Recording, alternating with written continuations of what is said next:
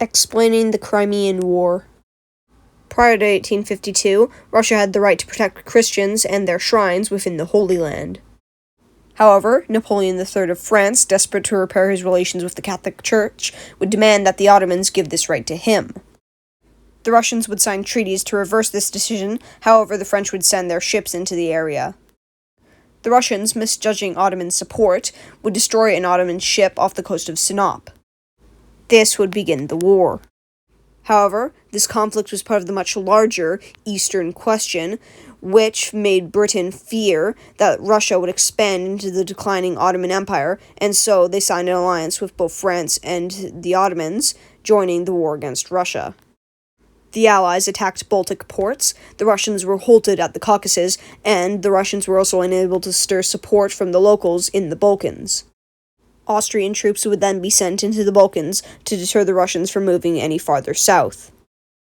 It would only be in late 1854 that the Allies landed in the Crimean Peninsula and beat the Russians, who were technologically inferior to them, in a fierce battle.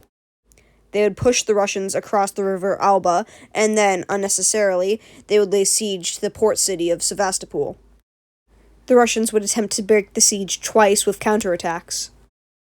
These would fail, however, and the siege would last through the cold winter. On other fronts, there would be failed attempts to take cities such as Petropavlovsk and Arkhangelsk.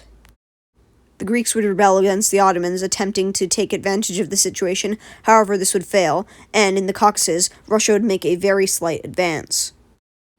In the winter of 1855, Lord Aberdeen of Britain would resign after a vote of no confidence due to the military blunders of the war. 1855 would also see the death of Tsar Nikolai, Cossack rebellions in Ukraine, and the entrance of the Kingdom of Sardinia into the war on the Allied side. In September of 1855, Sevastopol would fall to the Allies. However, by then both sides were tired of the war, and so they would make peace by restoring all land gains in the war to the previous owners and neutralizing the Black Sea to stop Russia's influence. In conclusion, the Crimean War was a military conflict fought between Russia and an alliance of the Ottoman Empire, France, Britain, and Sardinia. Thank you for watching this video on the Crimean War.